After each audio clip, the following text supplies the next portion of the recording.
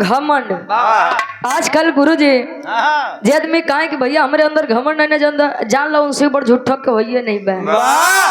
कहे कि कुछ न कुछ कोनो न कोनो चीज के ऊपर घमंड सब केहू के बा। केहू के अपने बल के ऊपर घमंड बा, केहू के अपने ज्ञान के ऊपर घमंड बा, केहू के अपने सुंदरता के ऊपर घमंड बा, केहू के अपने मेहरारू के ऊपर घमंड बा। मेहरारू के ऊपर। हाँ हो नीला ड्रम में डाले वाले समय में हाँ जेकर मेहरारू वफादार मिल जाए तो जान ला ओसे बड़ घमंडी आदमी के होई। सबसे बड़ा घमंडी तो हमारे डब्लू है गुरुजी है। कहो गुरुजी 4 लाइन भूमिका के अंदर कवि जी भाव लिखते हैं कैसे।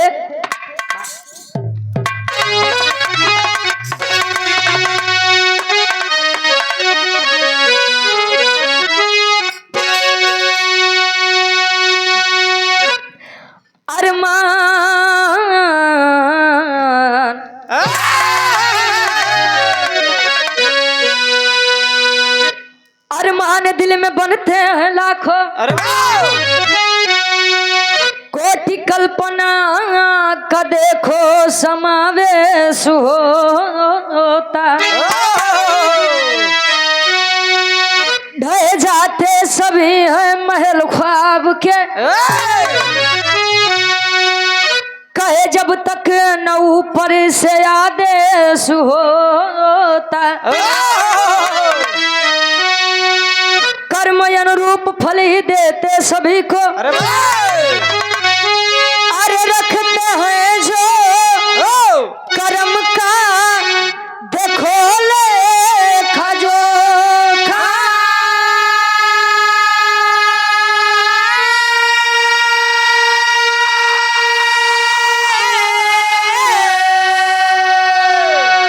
गलत कर्म का है नतीजा भयंकर, मगर सत्य का फल देते अनोखा।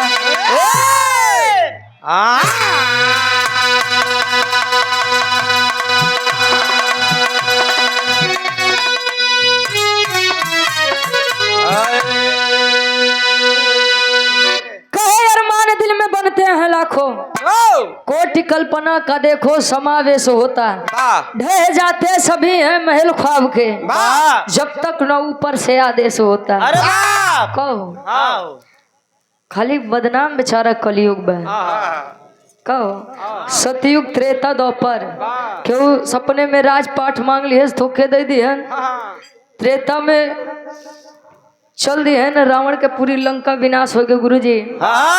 माई कह 14 बरिस के वनवास मांग ले हैं। द्वापर युग आए ते आदमी अच्छा त्रेता में रामायण में आप लोग जानत होगा केवल समाज के कहे पे प्रभु श्री रामचंद्र जी माई सीता के वनवास करा दी हरन, वनवास बदे छोड़ दी हरन।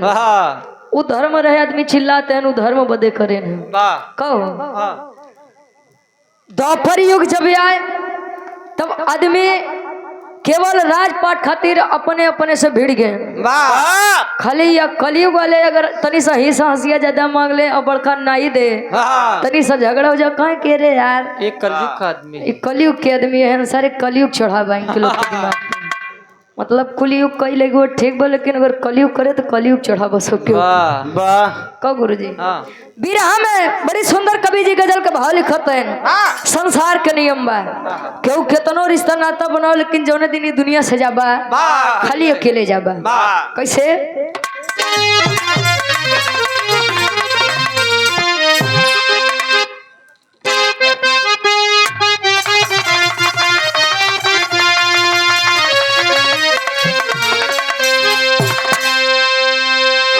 अरे जिंदगी में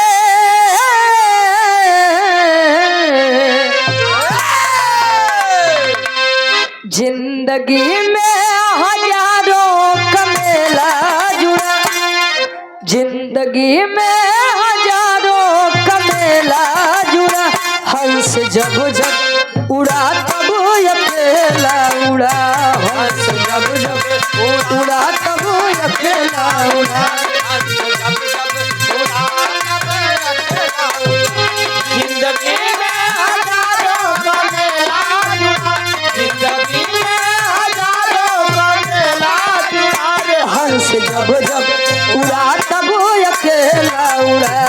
हंस जब जब उड़ा तब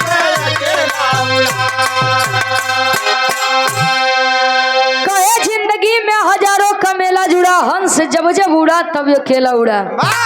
कितनो रिश्ता ना तब नो गुरु जी, लेकिन जब वो अकेले हाँ क्यों काम में नहीं आई वे क्या आप लोग मत सोचा कि रुचि ज्ञान बताओते यहाँ तो उनका केहू के साथ है जो हम अकेले जा भाई कहो गुरु जी आपको लिहारे हारमोनियम ढोल बिरहा में कवि जी तर से बढ़िया फौज में लिखते हैं भक्ति और भगवान के बीच में अटूट डोरी बा। कौन चीज के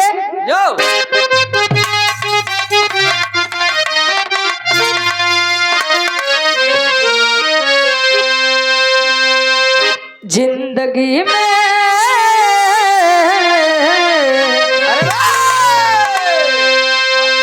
भक्ति शक्ति का फंदा है ऊंचे जुड़े, भक्ति शक्ति का फंदा है ऊंचे जुड़े, भक्त हित रहते भगवान हमेशा खड़े, भक्त हित रहते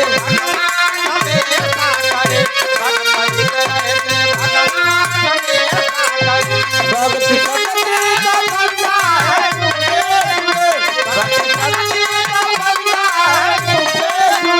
भक्त हित रहते भगवान हमेशा खड़े, भक्त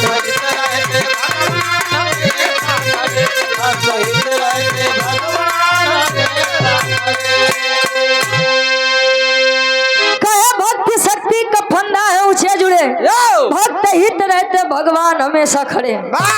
भक्त और भगवान के बीच में अगर विश्वास के डोरी बा तो ठीक बा, अगर विश्वास के डोरी नहीं बा तो कुछ चाहते तो रावण भी कोनो दूसर रूप लेके रामे जी के रूप लेके सीता जी के हरण कर लेते हैं, लेकिन बनिन का साधु संत आदमी उन्होंने संकेत करते हैं कि जो कलयुग आई गुरु जी हाँ तो ढेर साधु संत के ऊपर भरोसा करे लायक नहीं बा सुनबे भाई के दिन में हरे हरे घरे घरे अच्छा आदमी मांसो मछली खा वाले कई रिकिम के होते हैं, कुछ आदमी यहाँ जे खाली हफ्तों में 6 दिन खाइए, एक दिन नहीं खाइए, कहीं भैया आज मंगलवार भाई आज हम नहीं खा। कितना आदमी यहाँ कहीं भैया वो सब नहीं, बस हमार काम तरीवे ले चल जाइए। कितना आदमी यहाँ कहिए भैया कि हम मांस मछली नहीं खाई, केवल हम अंडे ले जीत पंछी फल है। पंछी फल बारे बहादुर खबारों कईयो रिकिम के होते हैं। कितना आदमी यहाँ जे प्याज और लहसुन नहीं खाते हैं, लेकिन अंडा खावे तो तैयार है। कब बचो तनी सा कहानी पर विचार करिए। पहले के समय में नारद जी एक ऐसा आदमी रहो गुरु जी जे इनकर बात उनके तक, उनकर बात इनके तक, इनके मेहरारू के खबर उनके मेहरारू तक, इनके माई खबर माई इनके माई तक पहुंचाई। वाह पहले के समय में कई चुगल खोर रहे डब्लू गुरु जी। आज के समय में हर घरे 2 नारद जन्म ले लेते हैं। उनकर बात उनसे बताई के, उनकर बात उनसे बताई के, उनसे कहिए भैया तू हमार बतिया उनके मत बताया, उनसे कहिए भैया तू देखा उनसे मत बताया।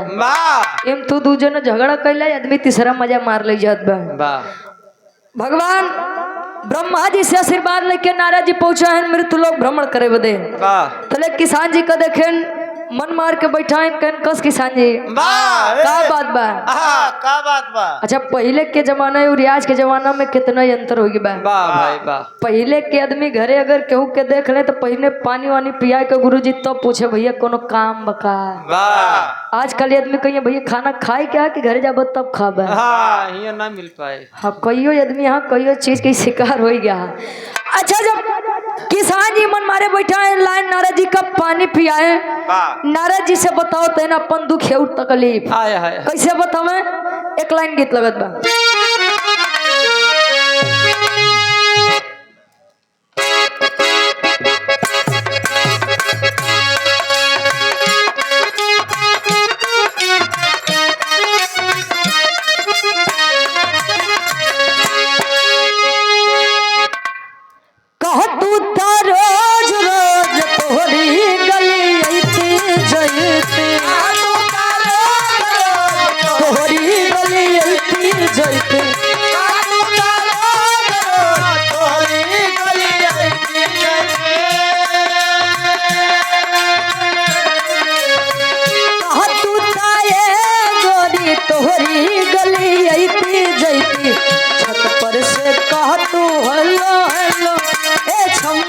चलो छतर पर से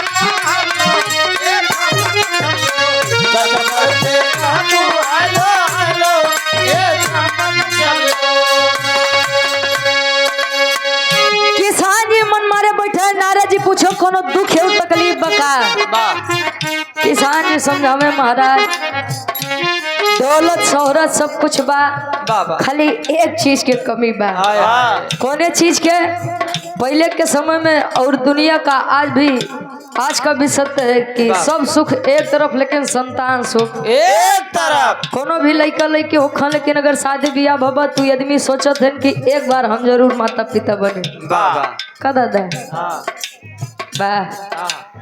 यहाँ नारद जी से किसान जी अपन दुख और तकलीफ बतावे का बतावे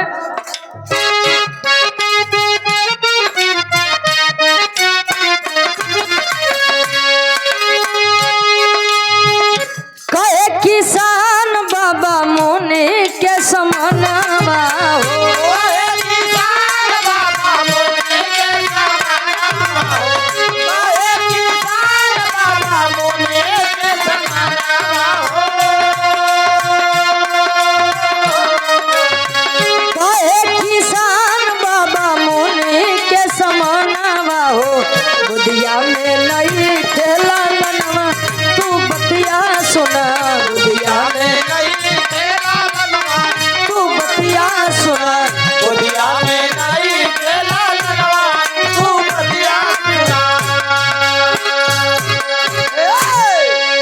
कहे कि महाराज आपके दिया सब कुछ बा लेकिन हमरे गोदी में कोनो लड़का नहीं बा अच्छा इतनी बतिया जले नारद जी सुने देखा आदमी होते जे जवन चीज खाइए पिए उ जरूर अपन कर्तव्य के निर्वाहन कितने आदमी आज के समय में है कि जोने थाली में खाते हैं वही थाली में छेद करते हैं किसान जी के बतिया नारद जी सुना कहे कि महाराज सब कुछ बा खाली एक लड़का दिवाई देता है हम सुने ही कि विष्णु जी के बड़ा बरियार भक्त है आप नारद जी के अहंकार हो गया कहे कि अरे बस जान लब एकदम सही जगह गिनती अपन तू लगाए यहाँ विष्णु के मतलब नारद और नारद के मतलब विष्णु कहे तब हमारी अर्जी पूरा हुई कहीं बिल्कुल पूरा हुई चल दिए नारद जी विष्णु जी के पास अरे विष्णु जी देखते हैं क्षीर सागर में कहीं कस नारद कोनो बात बखा बड़ा मन मारे कहे महाराज अब का बताई अब वही गए रहे मृतलोक में एक किसान जी मिलन बेचारू कहन तब कहन कि उनकर मन बड़ा उदास बा काहे बदे कहे कि महाराज आप सबके दिया सब कुछ बा खाली एक लड़का दिवाई देता अब महाराज हम ताव में वचन दे दिए बाटे कि विष्णु जी से तुम्हें एक लड़का दिवाऊ अब महाराज इज्जत के बात बतले अब एक लड़का दे के परी नारद जी के बतिया सुन के विष्णु जी के लगा कि इनके घमंड हो गया कहे कि संसार में मुझसे बड़ा कोई आपका भक्त है या नहीं है अब विष्णु जी के जब लगा कि इनका अहंकार हो गया कहन कि नारद तो हर बात सत्य बा लेकिन एक बात बताई कि ओकरे कर्म और किस्मत में संतान सुख है न बा कहे मतलब कि विधि के विधान ओके संतान सुख नहीं दे कहे तब कहन कि एक काम करो भुलाई जा और वचन के भी भूल जा अब क्षीर सागर के बाद क्षीर सागर में छोड़ दा विष्णु जी कहन कि ओकरे जिंदगी में संतान सुख नहीं बा पहले किसान जी के दुआरे एक महात्मा जी अलख जगावत है खाटी इलाहाबादी तजलावत बा कैसे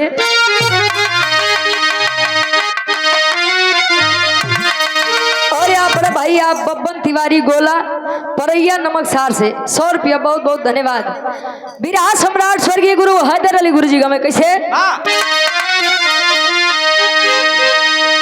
आए हाय अरे राम झको रमार झुलने अरे राम झको रमार झुलने कहाँ साड़ी लहराए हो झको रमार झुलने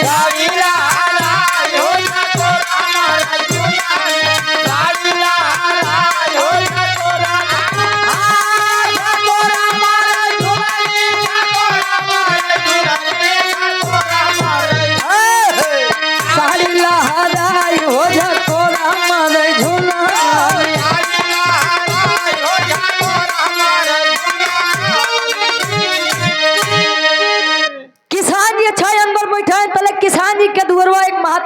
बालक जगावत है। वाह कौन चीज खेलक? आहा,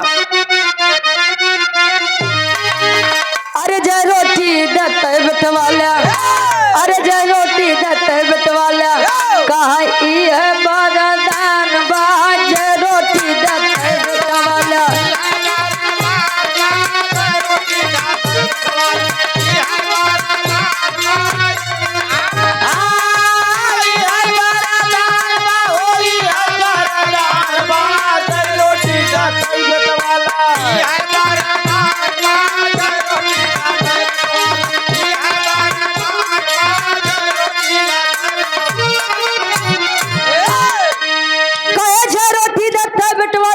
वरदान बा। इतनी बतिया जले किसान जी सुनन तले दौड़त भागत या तो दुआरे कहन महात्मा जी का कहा? कहे महाराज ढेर दिन हो गए कुछ खाए पिए नहीं है। कहन तो कुछ वही कहत रहा कि बेटवा या संतान बदे, कहे कि हाँ हमारे इच्छा बा। कौन चीज के इच्छा बा?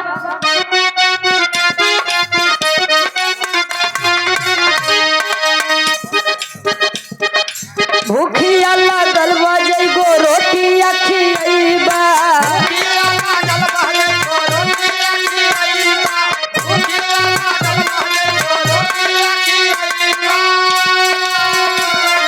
जय रोटी तय लाल उपहार में पैबा, उपहार में पैबा, जय रोटी तय लाल उपहार में पैबा। पैदा होई हला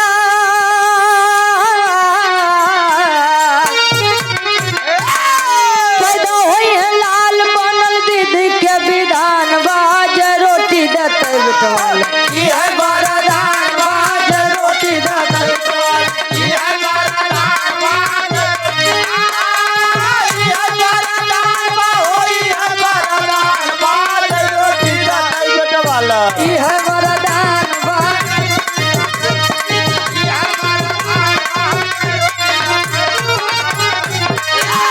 कहे भूखिया लगल बजे गो रोटी खियैबा, आजे रोटी तय लाल उपहार में पैबा।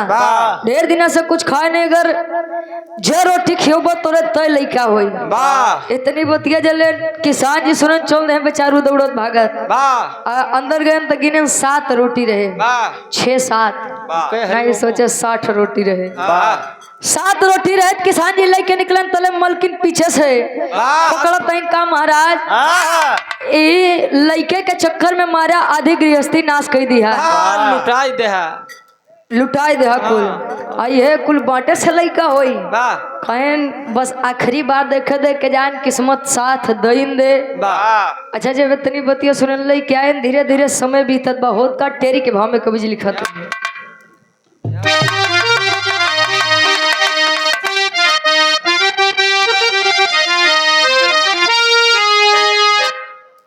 अरे भक्ति की शक्ति भारी पड़ गई, अरे भक्ति की शक्ति भारी,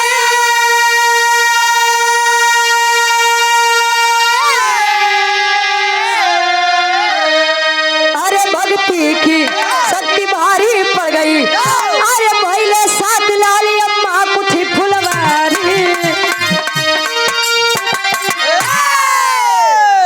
पहले 7 लाल महाकुठी फुलवारी, भक्ति की शक्ति भारी पड़ गई। विष्णु जी से नारद जी कहन कहन संतान सुख है न बा, महात्मा जी कहन जो रोटी खियोबो तो तय लइका होई। 7 रोटी खिया न 7 गदेला, धीरे धीरे समय बीता। वे के मो सोचे 7 इकट्ठा हो गए 7 गदेला बहन। अच्छा नारद जी आकाश मार्ग से जाता देखत किसान जी के दुआरे 7 गदेला, कहन के रे बाप रे गुल्ली डंडा खेलत रहे। विष्णु जी कहन के करे नसीब में लइका है ये नहीं यहाँ, एकरे दुआरे 7 गदेला सब डब्लू कहन। अब इतनी बात नारद जी से नहीं पची, चल रही किसान जी के दुआरे। किसान जी कहेंगे बैठा महाराज तनी पानी वानी पिया। नारद जी कहें पानी वानी तेल लेके पानी को भाल में पहले ही बतावा ये 7 गदेला केकर ये डब्लू गुरु जी, ये 7 गदेला केकर ये बतावा कुल हमार है। हरिओम पता हो सोता बेचारा जादव के उ ढेर आजकल ज्ञान मंदिर में जात बा कहे की बतावा ई सातों का देला के करिए हैं किसान जी शर्माए लगन कहन अरे महाराज अब कौन बात तू करत है तोरी जैसा दानी आदमी तो हम देखबे नहीं भाई कहन काहे बदे कहे तू कहे कि एक लइका दे तू इतना बड़ा दिलदार है कि एक नहीं 7 गदेला घरे जन्म ले लिया घर भर गया पूरा घर भर गया अब नाराज जी के जैसो गुरु जी करंट के झटका लगे 440 वोल्ट बेतनी बतिया सुनते मान चल दिहन विष्णु जी लगे कहें कि जाए के पूछा हमसे धोखा गद्दारी गद्दारी कहे कि मतलब इतना दिन हो ही गया नारायण नारायण करत करत हमार जवान नहीं खाली जात बा हमेशा इनकर नाम के बीड़ा टेरत है हम एक लड़का देख कहे तो लगे हमको कहानी बतावे अभी बतावे कि ओकरे घरे 7 गदेला कैसे जन्म ली को गुरुजी चल देन पूछे बदे एक लाइन बिरहा के आखिरी तरज लगत बा कैसे बा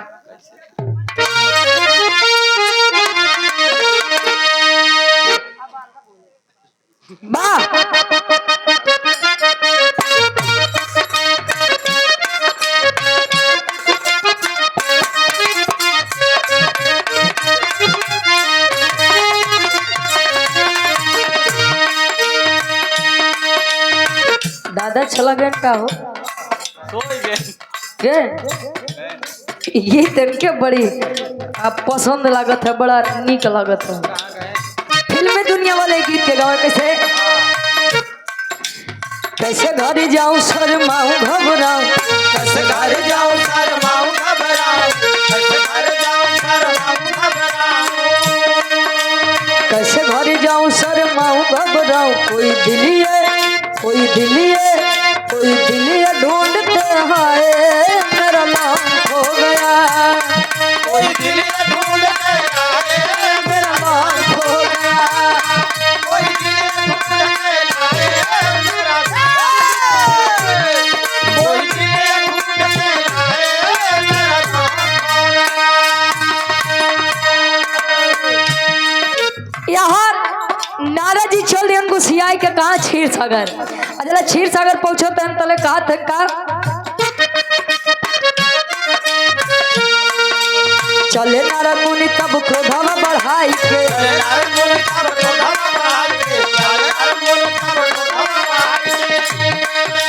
विष्णु के पास तब पहुंचे जाई के विष्णु के पास तब पहुंचे जाइए विष्णु के पास तब पहुंचे जाइए प्रभु जी से बात बतैबे सोचे मुनि रैया प्रभु जी से बताइए सोचे मुनि रैया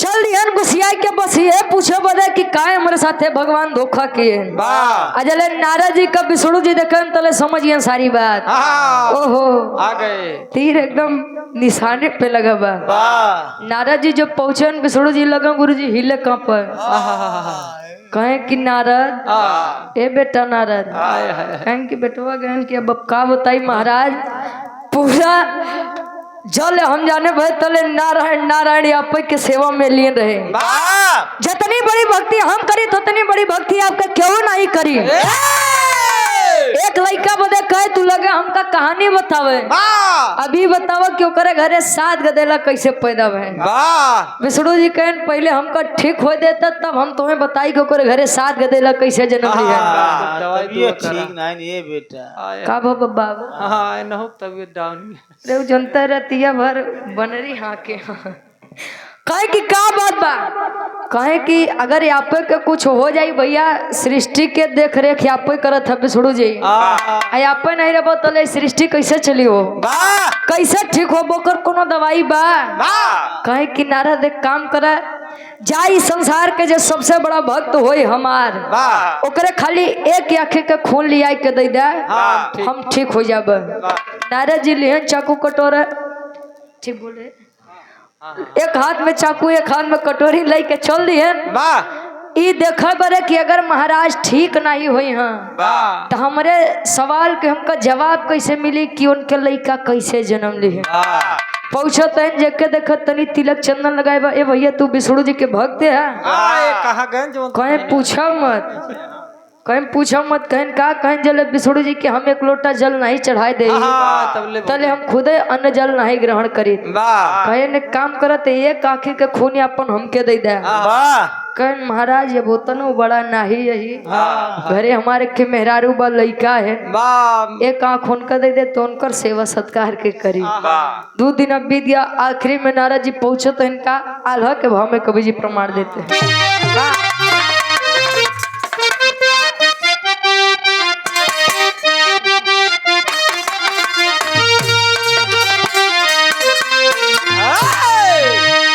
अरे निर्धन के मिले जैसे ज्ञान के गठरिया बाबू,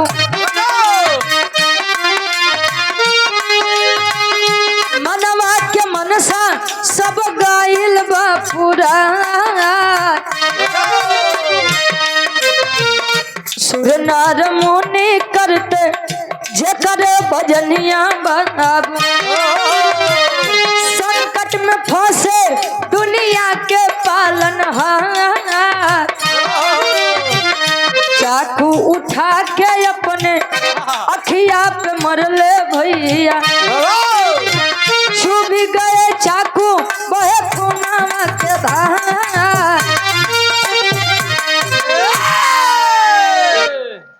पहुंचो तो गाँव महात्मा जी लगे। एक बात आप लोग समझ ला कि संसार में जे योग्य बा, जकरे सही सही इज्जत बा, सम्मान बा, उ कबो अपन मोहे अपने बड़ाई नहीं करी। लोग कहते हैं कि अपने मोहे करे बड़ाई, इंद्र रहे छोट हो जाए। कुछ आदमी यहाँ जो खाली बस एक सीसी लग जाए, अरे तो जान लो 2-4 हेलीकॉप्टर तो ऐसे नहीं उतार दी हैं, बिगहा बिगहा तोरे नामे कोई दी है गुरु जी। जब सवेरे पूछे लोग बात कही का हम कह रहे हैं, कौन कह रहा है? अच्छा पहुंचा तो महात्मा जी लगे। नारद जी कहे कि महाराज छई बतावा केकर भक्ति करत है? कहे विष्णु जी के। कहे जान ले अब तू आखिरी उम्मीद बचा है, अगर तोसी काम हमार नहीं हो तो जान ले विष्णु जी अब नाही बचे हैं। कहे का दिक्कत बा? कहे नहीं एक आँखी के खून चाहिए। महात्मा जी कहे वैसे भी नाश्वर दे कोनो काम के नहीं बा भाई, अगर ये शरीर भगवान विष्णु जी के काम में आवत बा तले तो हमसे ज्यादा खुशनसीब आदमी क्यों है ये नहीं बा। उठाई के चाकू एक आंखें में मारे, जले खून बहला तले कटोरा आगे कई के खून लेके चल रहे क्षीर सागर। क्षीर सागर पहुंचे तो गुरु जी विष्णु जी देख के मुस्कुराए लगे। तले नारद जी विचार करें रे बाप रे, जब खून के खुशबू से हमारे स्वामी इतना बढ़िया हो गए, एक के पी लेते तो इनकर का हाल होता। नारद जी पहुंचे तो कैसे आखिरी भाव खड़ी के भाव लगत बा।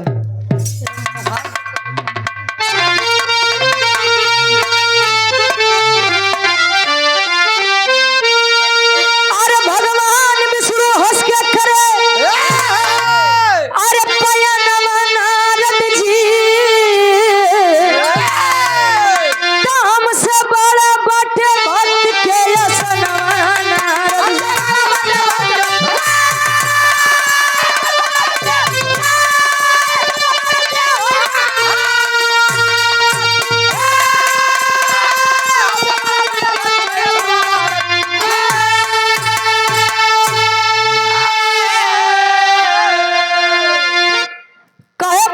विष्णु करिए हंस के पयनवा नारद जी, हमसे बड़ा बाटे भक्त के असनवा नारद जी। नारद जी पूछे भगवान विष्णु के मुस्कुरात देखे, कहे महाराज अब ठीक है?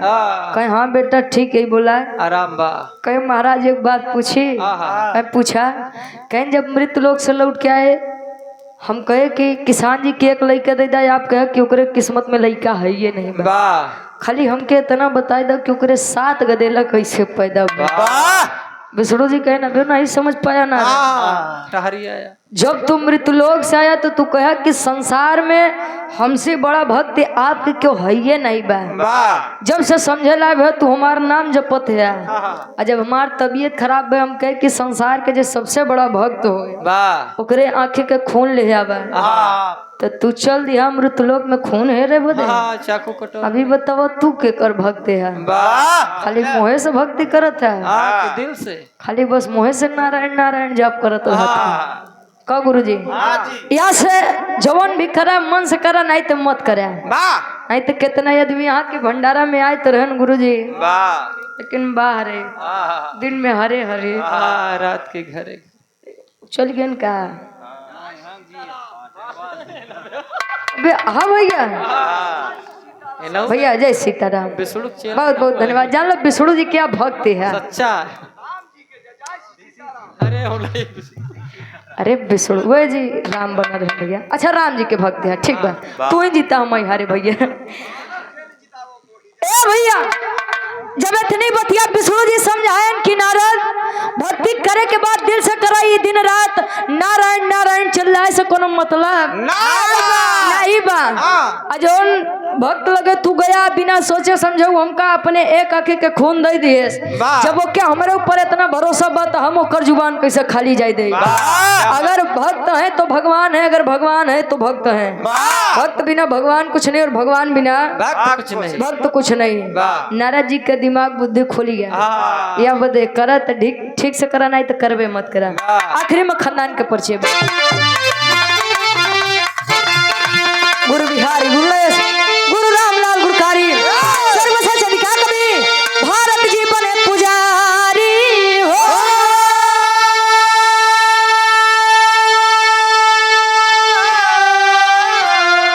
अरे भक्ति की शक्ति भारी पड़ गई तो गाँव रुचि अलोमा सारन की बलिहारी। भक्ति की शक्ति भारी पड़ गई।